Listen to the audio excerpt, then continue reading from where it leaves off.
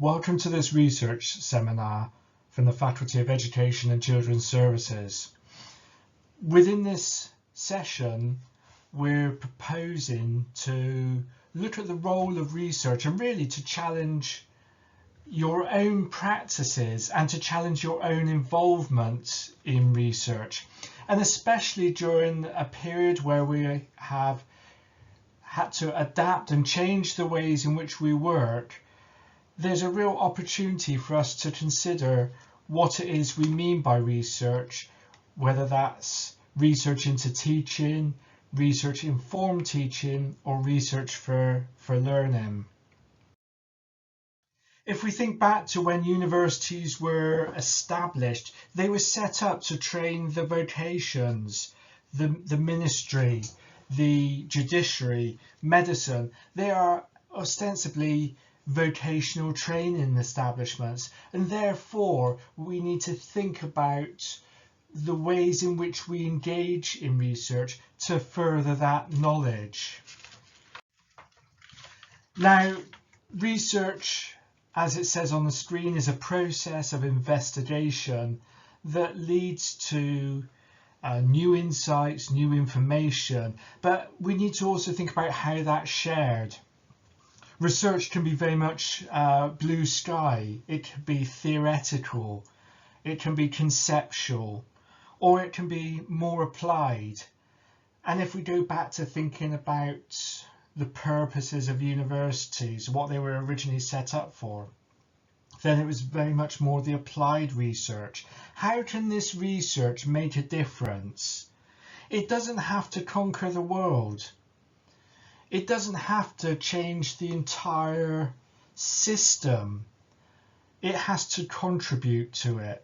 Small is beautiful, and we need to value the smaller bits of research as well as the big research projects. But why should we do research? Research has to shape the long-term direction of what we're trying to achieve. And it has to help students realize their potential.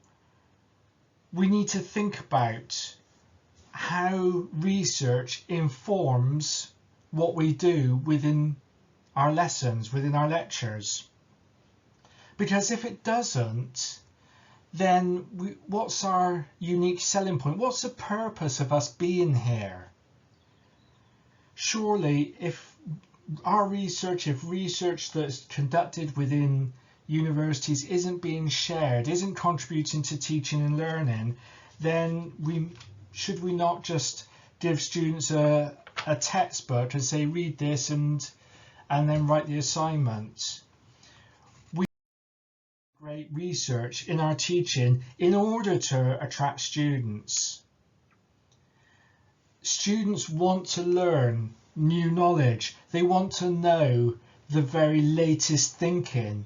Yes, they will have to understand some of the basics, some of the fundamental principles or concepts, but it's equally important that that is built upon in order that they understand the way that we currently think, the way we currently do things, because that will enrich our teaching. It will enrich the learning experience. It will support students because they are learning the very latest ideas, and that will help to continue to engage students and will support them when they move on into employment. But we need to think about what our role is in all of this. We can't just be reliant on other people and say, well, actually research is for that small group of individuals. No, research has to be for everybody. It has to provide innovative and effective learning opportunities. Now we've all made the shift to doing a lot more online because of the current COVID-19 lockdown. But should we think about the impact that has had, the value, the innovative ways in which we are now doing things? Or when this period ends, do we just revert back to doing things the way we've always done them, because that's what's expected. There's a real opportunity for us to challenge our own engagement in students, our own innovate and use innovation to actually engage with students in a more effective way. We've already talked about engaging students with the latest thinking, the latest practice. So how, as individuals, are we going to do this? Again, it doesn't have to be big, it can be small, but we need to value how we're engaging with our students. What does the research tell us? Are we doing something which is particularly successful, works particularly well with our students? And if so, why does that work well? Have we got case studies? Could we develop case studies of innovative practice which promotes engagement within our different areas that we work? So we need to think about how we involve ourselves and engage with research. And we need to develop the skills of our students so that they can use some of these skills, use this knowledge in their future careers. This is all about us as teachers, us researching, and students. We cannot do these things in a vacuum. We cannot teach in a vacuum. We cannot research in a vacuum. All these things have to come together. So there's four interlinked strands as I like to sort of look at this.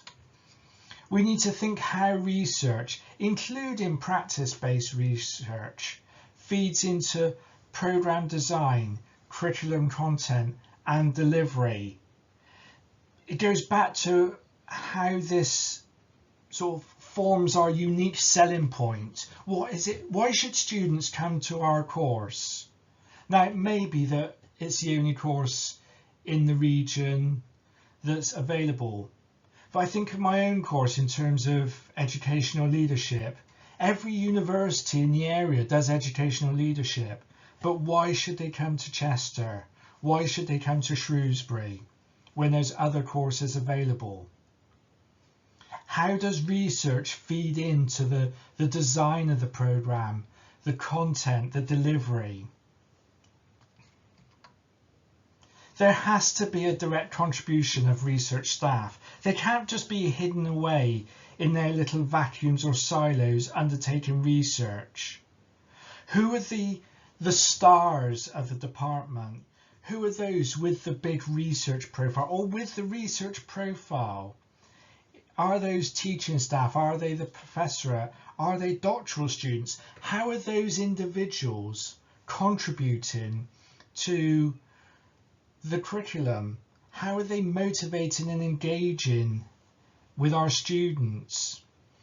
Is the star professor within the department teaching first year undergraduates, or do they only work on research? Are they only working with masters and doctoral students? This has to sort of permeate through the department, through the organisation. How is pedagogic research being used to promote teaching excellence? How are we using innovation? How are we using technology to promote excellence in teaching? How much of us think about the dual role we have as subject experts, as specialists within our own subject field, but also as teachers, as lecturers, as researchers? How are we using that knowledge that we have on the strategies to promote teaching and learning in order to engage in innovative practices? And how are we involving students in the whole idea of research? Is it a case of sending them to the library to find information out? Is it about writing the assignment? Is it about them doing their dissertations or their thesis? How are they engaging with those skills that we need in order to ensure that these are built up over time and they are comfortable in using these skills to enhance their own learning? If we think about what QAAs say a graduate should have, they should be informed by current developments in a subject. So how are they developing that knowledge? How are they furthering their understanding in a particular subject? How are you imparting the research that you're involved in, however big or small, to help students to further their knowledge of current developments? How are they being developed to be critical thinkers? Do they just accept things as at face value? By engaging in research, both you and they will start to challenge current thinking, current understanding. They will understand how knowledge is created, advanced, and renewed. Quite often, when we think about research, it is moving existing ideas a step forward. It's not about creating something necessarily that has never been done before. It's about looking at practice and looking at maybe whether it's still fit for purpose, because things have moved on, the world has moved on. It may be looking to see whether something that works in one area can be translated or adapted for another area. So it's about advancing that understanding, not necessarily creating it from new. As part of that, we need to ensure that our students are able to identify, analyze complex problems, complex information, evaluate and generate solutions. Something that we do is implicit in our teaching and learning already. But can they employ those analytical techniques and skills to what they are doing in order that they can support the acquisition and development of new knowledge? If we move on, looking at this idea of how research, our own research, informs learning, both our learning and students' learning. Is our curriculum research-led? Is it structured around research? Is it structured around new ideas? Are students learning the research skills and methods? Quite often students will have a research methodology module on their course, and I suspect quite often it comes just before they do their dissertation or major project. So what's happened prior to that? Is this something that is done through other modules? How are they developing those skills? Are they undertaking inquiry-based learning? Are they undertaking their own research? Are they exploring ideas that haven't been explored before? Or are they just doing the same thing, each student's looking at the same thing over and over again, or each cohort of students? And how are students learning and exploring and discussing research findings? Are they just writing it up in an assignment? Are they doing poster presentations? How are they engaging and discussing those research findings? So the key questions we need to be asking ourselves: what are we doing? How are we engaging in research, however big, however small? Remember, small research can be just as beautiful and have just as much impact as big research projects. Is it successful? How do we know something is good? We might have an idea about something that we do, a way of working, and we think, well, this seems quite good, but how do we know? How are we validating our own practice, our own research? How are we strengthening the integration between policy, process and practice, between teaching, learning and research? Are they dependent on each other? The big one is, what are the barriers? Is it time? Is it resource? But we need to think creatively. How can we try to eliminate or mitigate some of those barriers? Can our research be linked to what we do, what we teach, what our students engage in? It doesn't have to be a separate entity. It can coexist alongside what we are doing. If we're researching around pedagogic techniques, researching around retention of students, engagement in technology, well, we have a sample group already. We have our students. So can we use them as participants within our own areas of interest, own areas of research? We don't have to necessarily go outside and find whole new areas that we haven't explored before. So we need to identify what those barriers are, and for each individual that will be slightly different, but there will be some common barriers which as we can look at. How can resources be deployed to enhance what we're doing? A discussion with our line managers around, well, this is what I would like to do, and how can we best go about achieving this? And we want to do this because.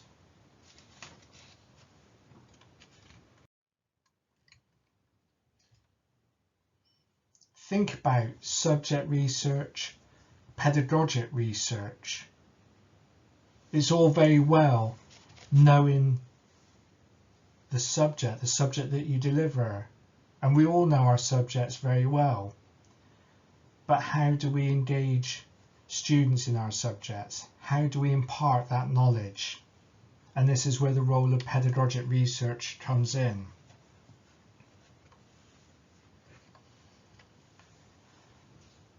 Think about the time that we have available.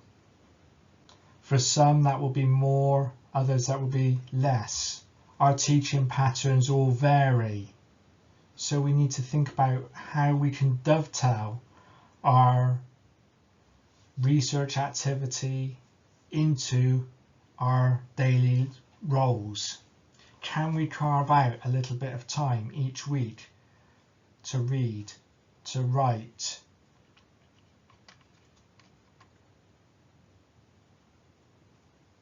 How are we engaging in that curriculum, in that research, in that learning? Do you have access to research groups within your areas? What are they doing?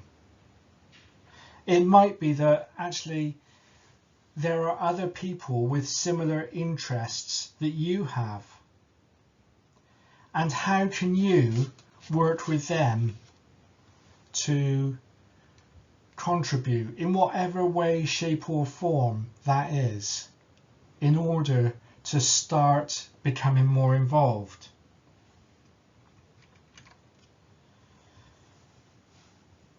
How are students' own interests being aligned to staff interests, that research strengths within departments? Within the Faculty of Education and Children's Services, we had a student, an undergraduate student, who successfully had published a piece of work in a peer-reviewed journal. Should more of that be happening? Should students be working more closely with a view of not only gaining credits for assignments and work that they've done, but should they have an eye on thinking, well, how can this be disseminated more widely? How can staff support that?